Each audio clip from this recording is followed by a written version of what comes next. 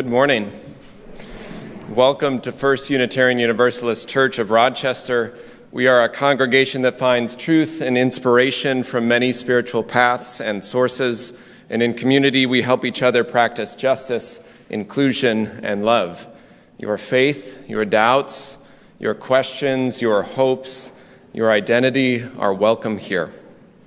Special welcome to visitors. You can find ways to get involved in your bulletin. There's always a list of save the dates on the back for events that are coming up in the life of the church. If you want to know about all that's happening, you can sign up for the weekly e-news through the office. And children are always welcome in the sanctuary at any time. There's also nursery care for young ones and classes and activities for children following the Time for All Ages. All are welcome. Each Sunday, join us between services downstairs in the Commons for coffee and donuts. You're also welcome to venture out onto the courtyard to enjoy treats outside. Today's getting a little iffy for that, but still not bad compared to January, so enjoy it while we have it, right? Please join us after service for that. All of our offering goes to support a monthly justice partner each week. For October, we're collecting for the Immigration Justice Fund, providing support for specific individuals that we're supporting who are seeking asylum right now. Some of you met them at a forum recently here. There's an increased need in these last few weeks, so if you're able to donate to that, to support these folks seeking asylum. One thing about seeking asylum is you're normally not allowed to work. Otherwise, that jeopardizes your asylum case. So that's why there's a large need for support needed. So if you have any questions about that, feel free to reach out, ask me or others that are leading that work. And thank you for your generosity. You can give as the plates pass or anytime online. Wednesday evenings, we're adjusting things just a little bit that some of you may track and some of you may not be tracking anyway. But supper is now served for everyone at 5:30 instead of an early seating for the choir and then later. So everyone, supper at 5:30, followed each week by choir at 6. And then for non-choristers, there's a casual fireside chat at 6:30 in the hearth room each week on various topics. That's then followed by time for meetings or small groups and occasional larger forums.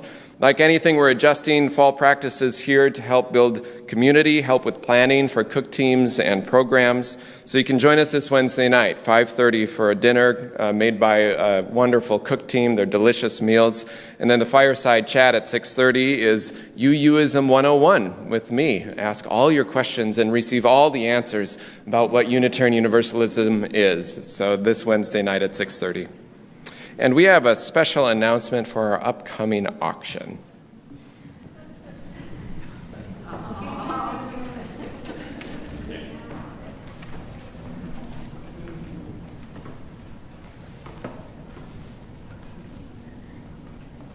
Hey there, Dusty. Hey there, Outlaw Smokey Buckaroo. Hey, how about we tell the kind folks about the upcoming Mike Podolsky service auction? Yee-hoo!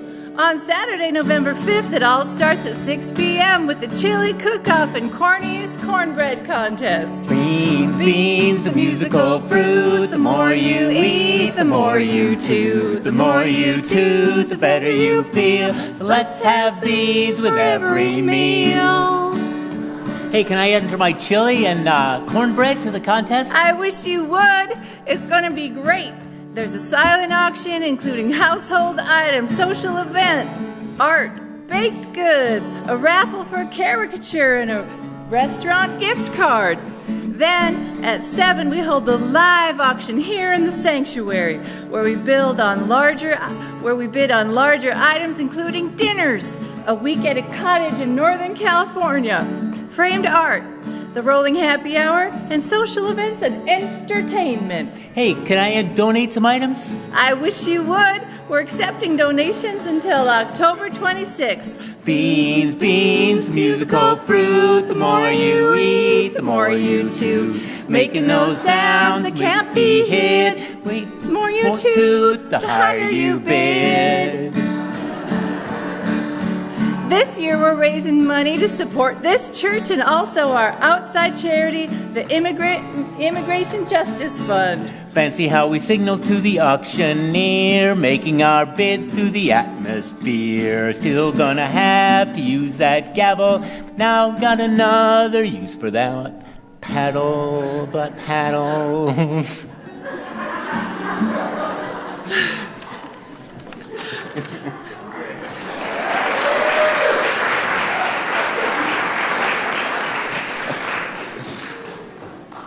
All right. Okay. The auction's going to be fun.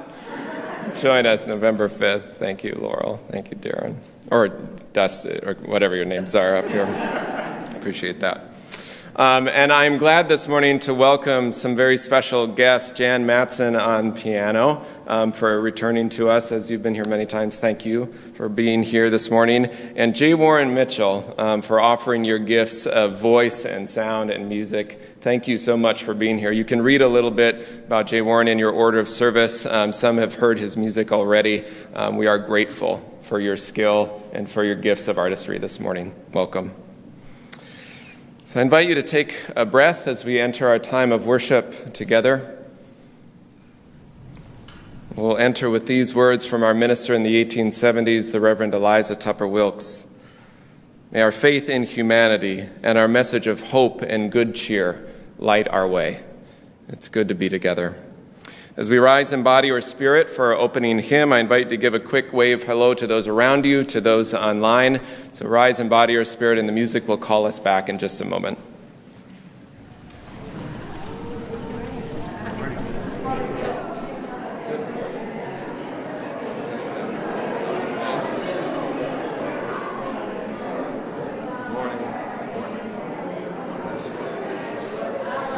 Yes, it is.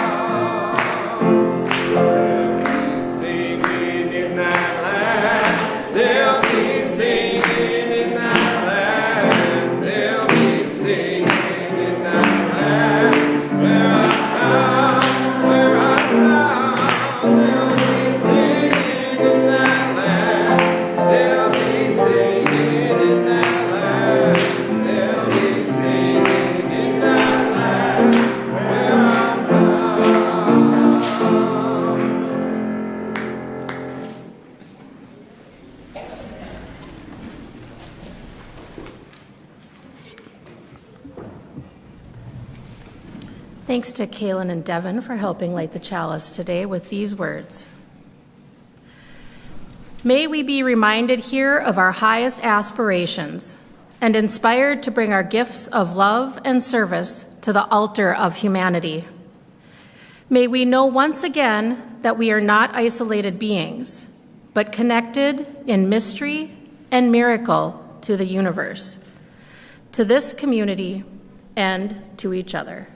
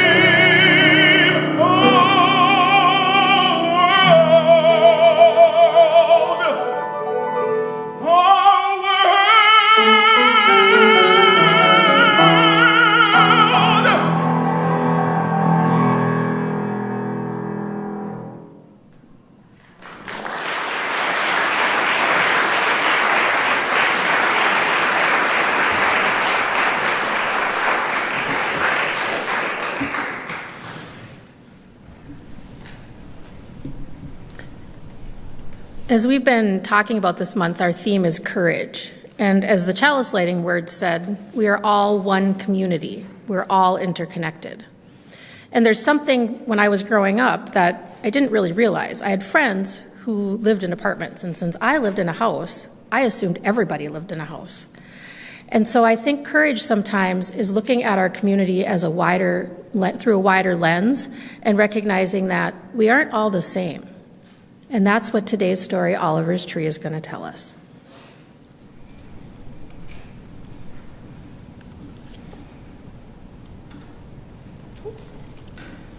Once there were 3 friends, Lulu, Oliver, and Charlie.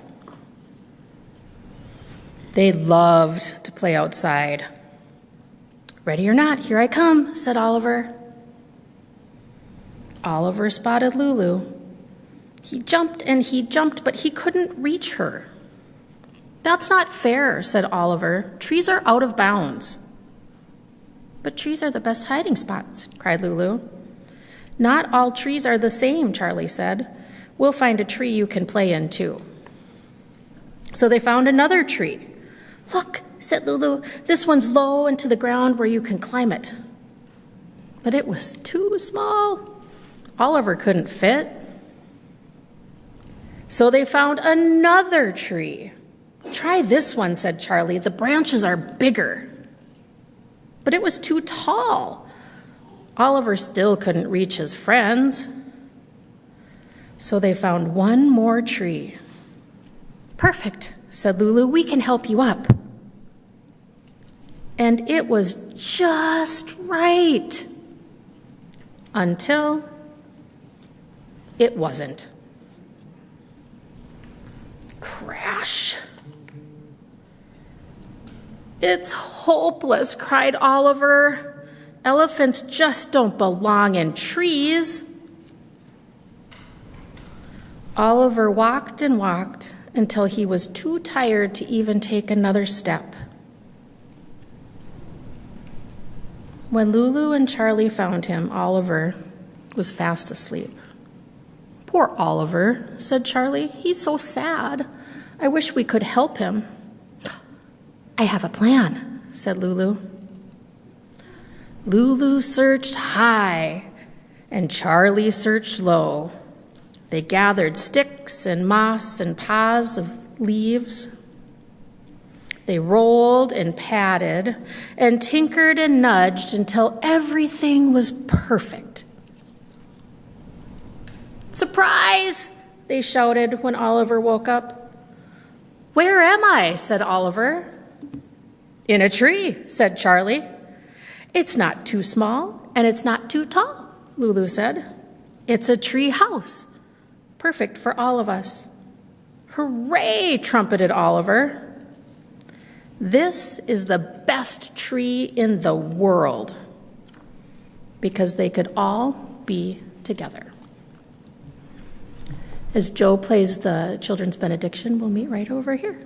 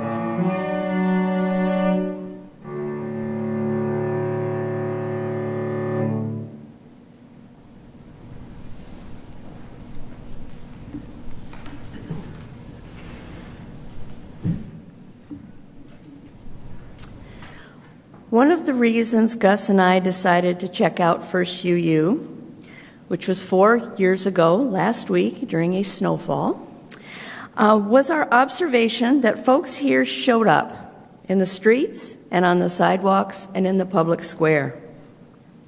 Who were these people in their gold shirts and scarves who were there whenever there was a need to call for justice?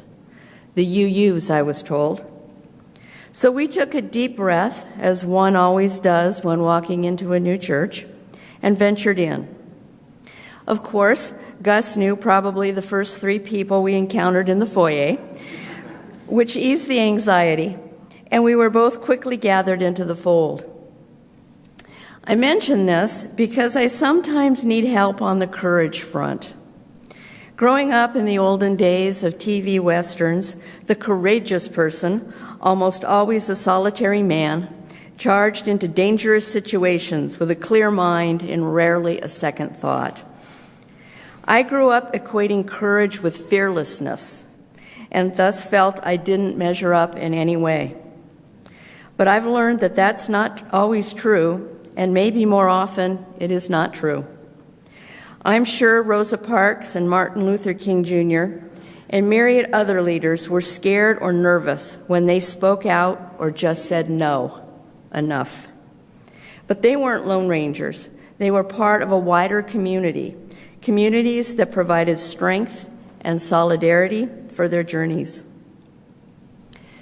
The following comes from a Facebook post a couple weeks ago by one of my personal heroes, Stephen Charleston, an elder of the Choctaw people and a retired Episcopal bishop. Quote, "When things were at their worst for my ancestors, when the political and social fabric of their nation was being torn apart, when many of the things they relied on were being taken away, when their history seemed out of their own control, that is when my elders embodied their deepest values. They did not have wealth or power, but they did have one another, and together they had faith. That is what got them through the hardest times, their sense of being related and their belief in the Spirit. They teach us all that nothing can overcome us if we are united and faithful." Unquote. I love words, but until last week, I never really noticed that the word courage is the root of the words encourage and discourage. From the dictionary definition, to encourage someone is to give support, confidence, and hope. To give someone incentive to do something. To discourage, of course, is just the opposite. To attempt to quash support or to disincentivize somebody or something or yourself. One of the best attributes of First UU and UUism in general is to provide loving encouragement to those who choose to step out publicly, as well to those who may work quietly behind the scenes. There is power in community. To quote UU Minister Tanya Marquez, "Go in peace and in gentle agitation to stir this world to the side of love."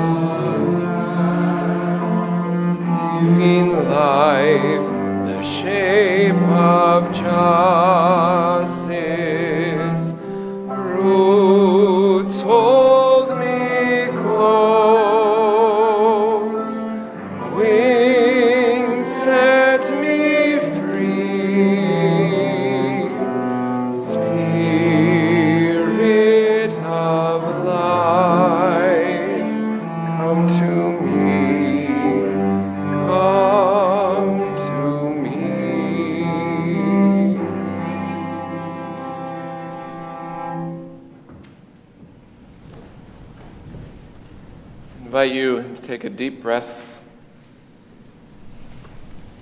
Breathe deep the breath of life. Breathe deeply here in this house of love and justice, hope and grace. Know that here you are named, you are known as beloved, as sacred, as welcome. I invite you into this time of meditation, this time of prayer, first by sharing silence together.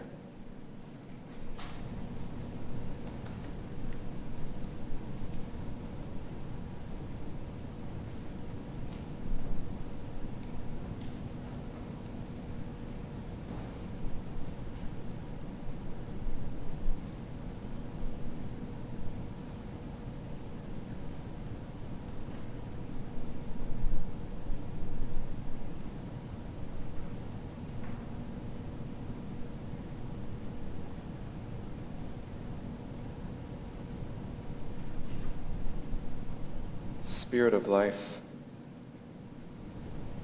source of love, God of many names and beyond all naming, Spirit of the earth and its ancient turning, Spirit of the sky and the stars shining with their ancient light, remind us that we are made of earth and stars, ancient, sacred. In the annual ritual of leaves letting go and falling, finding their place around the ground which is growing cold, help us notice at the same time the small buds on the branches readying themselves for a distant spring. That we too find our place in the rhythm of new life, the rhythm of clinging for survival, through months of hard conditions sometimes simply settling for times of quiet, sometimes working fervently to keep ourselves and our loved ones well. Help us notice the rhythm of when it is time to let go of some things, when to make room for something new, so that together, even amidst the harshest conditions of life, we can be filled with the quiet persistence of resilience and courage and love. We are grateful this day for the flowers shared by the Miller family in honor and loving memory of Marie. We hold in our hearts this day all those who suffer in mind, body, or spirit. I invite you to bring the names you're holding in your own heart this day in joy or sorrow, celebration or concern, and silently or aloud now in this time to speak their names.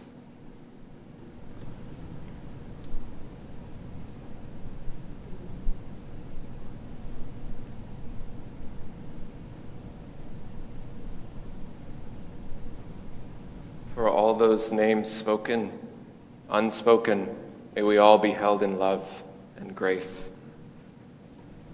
These words of meditation come from Bo Lazoff, who writes, "There are 3 fundamental rules that all the wisdom traditions say will help us accomplish our task if we follow them. The first is to be cautious about materialism. Don't want too much, live modestly. The second is to dedicate yourself to something you believe in, something you think is beautiful and important.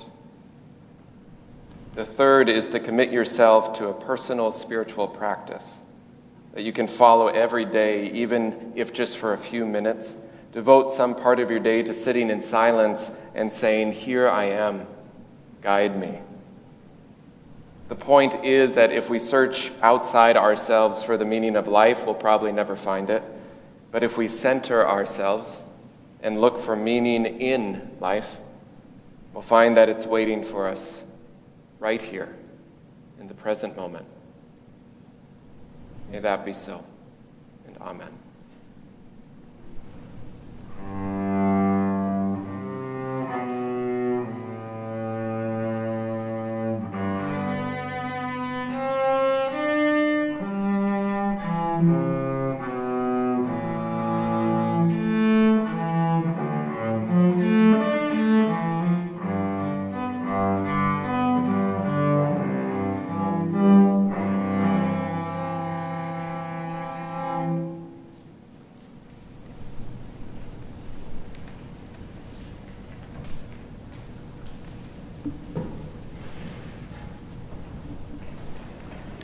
The reading is of Roots and Roamers by Ada Lyman.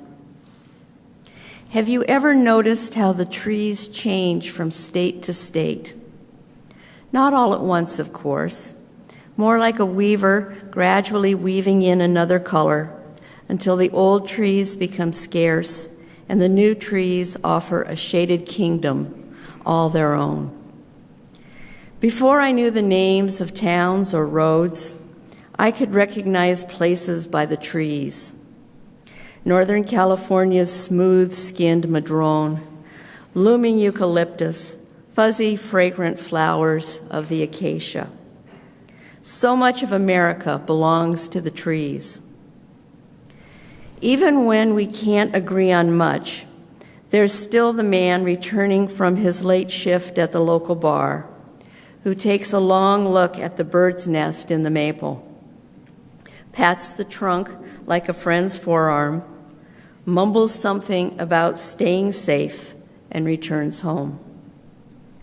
And the girl whose slapdash tree fort we can see from our blurry window, how she stands there to wave at a world she does not even know the half of yet.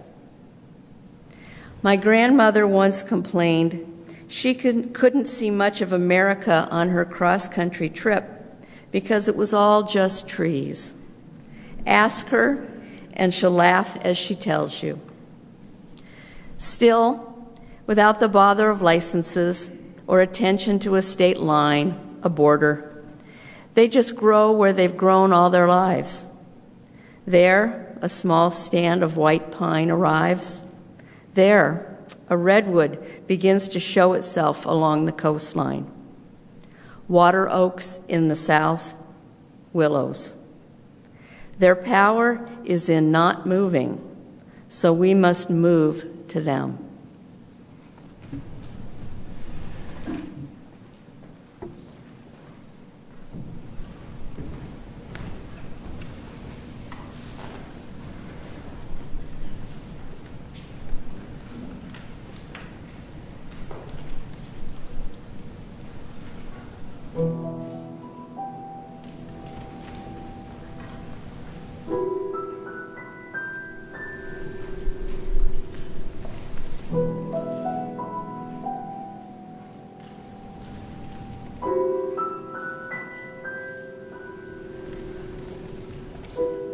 To sit and dream, to sit and read, to sit and learn about the world,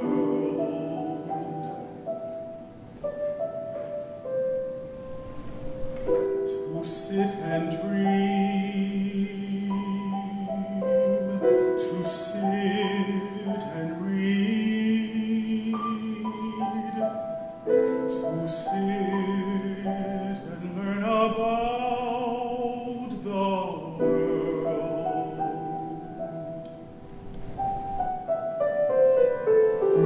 to sit and dream, to sit and read.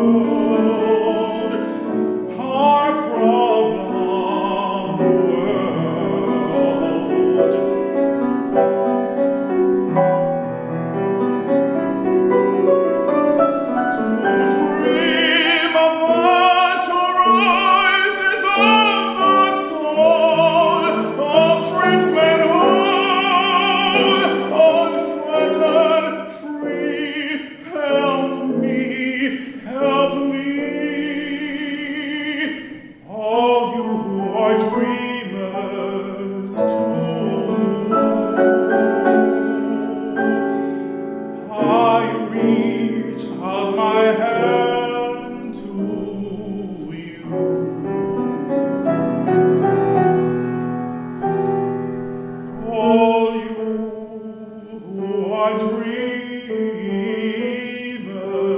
too. Help me make our world anew.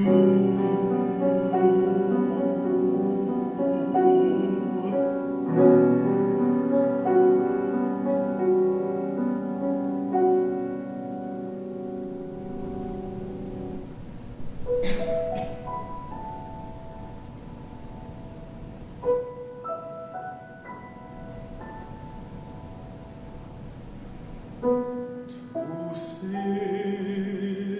and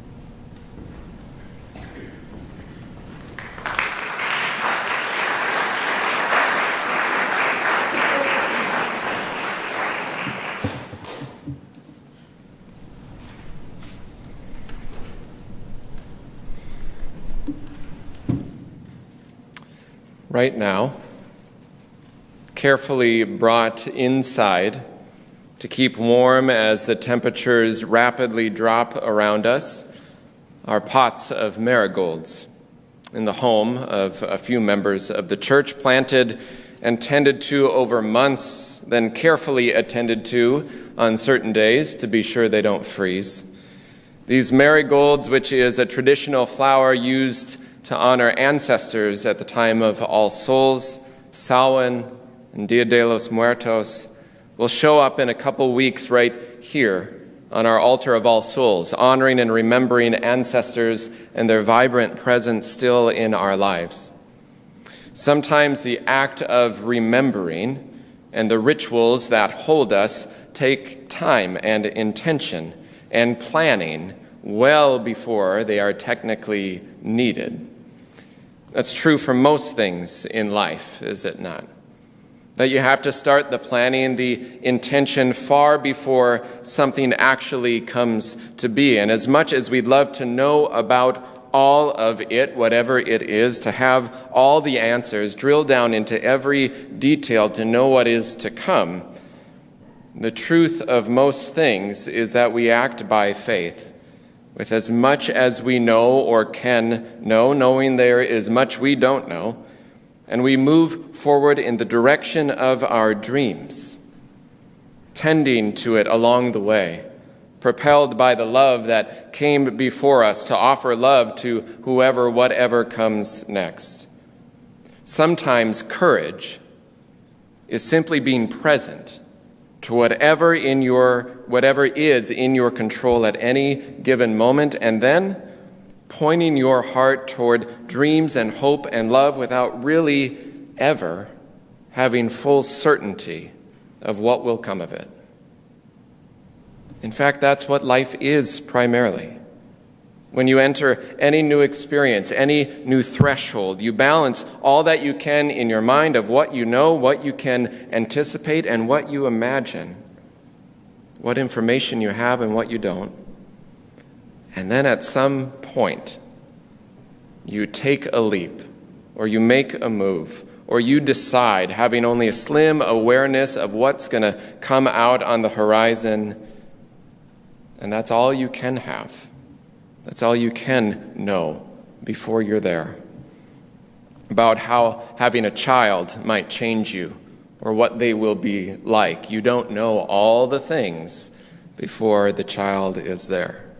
About how living here or there will be, about saying yes to this job or that, this experience or that, trying for this type of education, about being in this relationship or not. About so many things, about what this church will be, should be, long from now. And as much as we'd love to know everything about everything, sometimes the largest things, most impactful things in our life, we want the most information about those decisions. that will dramatically shift whatever comes next, most of the time you can't really know until you live it. So instead of moving through this world guided primarily by facts and figures and data, a type of analytical ethic or salvation by information, instead, this faith calls us to a different way in the world.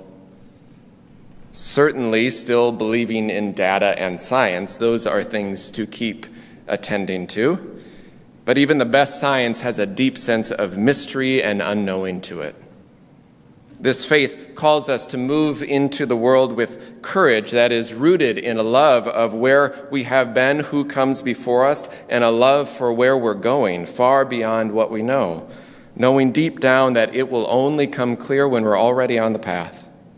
We move with courage, knowing that ancestors precede us, and hopefully, if we're lucky, our way upon the path will build on legacies of love and lead toward more and more layers and layers of love. I want to share this picture up on the screen here. This picture was taken by a friend of mine, a colleague, Karen Herring, who some of you may have heard preach here not too long ago.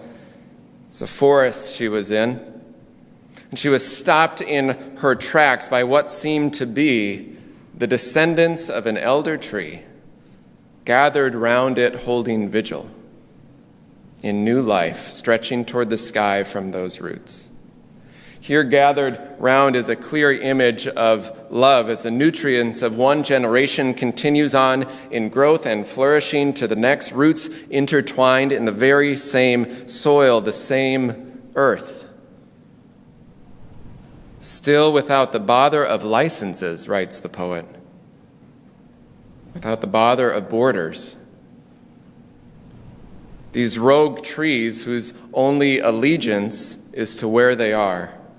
She writes, these trees without the border of licenses, attention to a state line, they just grow where they've grown all their lives.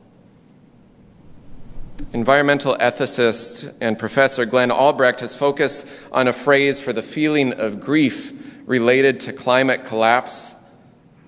He calls it solastalgia, like nostalgia, but a type of embedded melancholy at the state of the natural world, its changing, its suffering, at human impact. But this field of work not only is kind of sad, but it also leads to the necessity of learning from the wisdom of the natural world, moving past dichotomies of humanity versus nature as if we aren't deeply woven one in the same part and parcel. And the natural world, as much as some science and religion over the years has placed humanity over and above everything else through idolatries like survival of the fittest, modern science knows that nature has actually always been survival of the adaptive, survival of communal relationship. For instance, Dr. Albrecht writes about the deeply rooted wisdom of forests, and I imagine this in this image. He says, mother trees in forest systems control the fungal networks that in turn interconnect trees of different ages and species. And this is fascinating to me. He says, the system regulates nutrient flows to trees that need them most, such as the young ones. It works to transfer information and energy from dying species to those that might continue to thrive. Or in other words, the trees themselves, as a matter of survival and thriving, communicate with each other. And I believe deeply, like many plants, through systems of chemicals and mycelium. Ecologist Susan Simard also writes about trees being linked in neighborhoods together, mimicking our neural networks in the brain in the same way among the trees. And in one study, this professor watched as a Douglas fir that had been injured by insects appeared to send chemical warning signals to the ponderosa pine growing nearby. And then these wild natural socialists redistributed resources through equity. Not the old hope of equality, the surface level survival of the fittest, rugged on your own, where everyone is treated the same. We know that isn't how justice works, and it's not how nature works either, because we're not the same. But then that ponderosa pine set up defenses so that it could survive. We have varying needs and particular histories and identities, and those needs change over time due to context and circumstance. So instead, the trees take stock of the health of the whole, the health of the forest. And as there is need, nutrients and nourishment are shared from one to the other where they are needed most. Energy is taken from elder or healthy trees to nourish younger or sick trees. If we're doing things right as humanity, this happens among us too. Us, the human part of the natural world, if we're paying attention. From generation to generation, traits, identities, stories, resources, recipes, beliefs, practices, phrases, artifacts, memories, love are passed down and around between elders and descendants and everyone in between, and wisdom round and round shared with each other. So I invite you to imagine, as you look at this image one more time, what in your life, your own lineage, your own community is pictured here in the center, this stump in the center. Who in your mind, or what in your mind, is pictured here in the circle holding vigil around? Who is that for you in the larger forest of all souls? I invite you to bring those names, those people, those places, those plants to mind as I read these words from Maya Angelou. She writes, "When great trees fall, rocks on distant hills shudder. Small things recoil into silence, their senses eroded beyond fear. When great souls die, the air around us becomes light and rare. Great souls die in our reality, bound to them take leave of us. Our souls, dependent upon their nurture, now shrink, wizened. And when great souls die, after a period, peace will bloom, slowly and always irregularly. Spaces fill with a kind of soothing vibration, our senses restored, never to be the same, whisper to us, they existed. They existed. We can be and be better, for they existed." I love that phrase. We can be and be better, for they existed. We are always an embodiment of all those who come before, nurtured by love and dreams and hopes, and then expected to carry on that work and extend our love to those who come next. There is almost never an ending to things, but a transfer of energy, a redistribution of nutrients, moved and moving, always carrying forward nurture and love to the next, the current, the future generation, the next, the current dream. We continue our way through this world with the amount of uncertainty that waits for us at any turn, and what keeps us going is courage. What are you being called toward? What are your roots of community? What roots are you redistributing? This radical idea that there is enough to go round if we know how to share it. Enough love, enough food, enough art, enough beauty, enough housing, enough health care. There is enough possibility. That we can find enough for all that we need if we believe in the reasons that we're living, and we believe in the path we are traveling, or if we have a bright, hopeful imagination of what might come of this. Being comfortable enough with uncertainty that we don't let it constrict what is possible. Time and time again, through narratives of scarcity, practices of greed, perspectives as illogical as they are hateful, folks have been told there's not enough, or it isn't possible. It's just not going to happen. That people can be free. Well, the economics won't work, they said. That women can work or vote. It'll disrupt the family, they said. That gender is so fixed, it'll unravel our moral fabric. How many other times. Layer upon layer has society bought into the lies that things are fixed and rigid, so limiting our capacity to dream, to change, to make the world of possibility, to spread our roots wide and care for each other if we just pay attention to the beauty that is there, knowing it will go into an uncertain future. What if there is more? More connecting, more communicating between us than we even know? What if our lineage from the first burst of light long before us is much more about relationship, community, and equitable care? Maybe that is in our DNA. Much more than it's about competition or division or out-surviving one another. What if our roots are more like a forest? And if we paid attention enough to notice how the beauty can be tended to well, and then, in time, bring those unlikely and precious blooms to whatever altar we have where past and present and future intertwine in roots that are strong and wide and deep enough to hold us all. May that be so. Amen. The hymn is I Know I Can.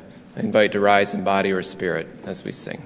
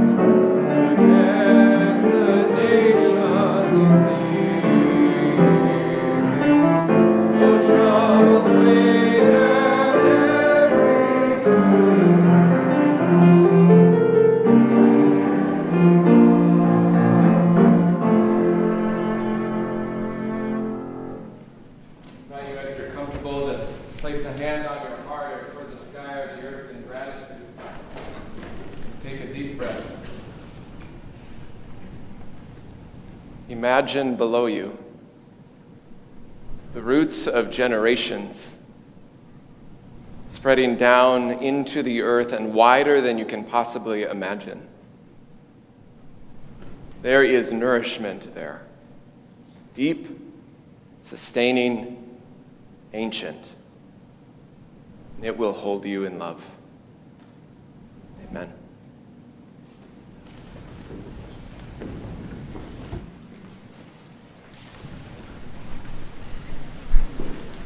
I would like to pull an audible this morning on this football Sunday. On the program, it's printed that I would sing the conclusion of this song cycle, Langston Dreams, with Hold Fast to Dreams, but things work in mysterious ways, and I'm going to reach back to my ancestors and my roots. I'm from Montgomery, Alabama. And I grew up with the music of Negro spirituals. And I would like to leave you a piece of my heritage and my culture this morning. And I would like to dig into my roots in my community. And I would like to offer Give Me Jesus to you.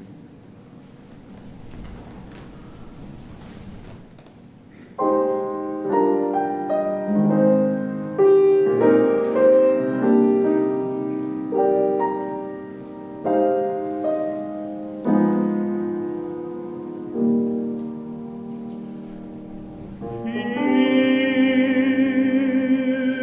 the morning.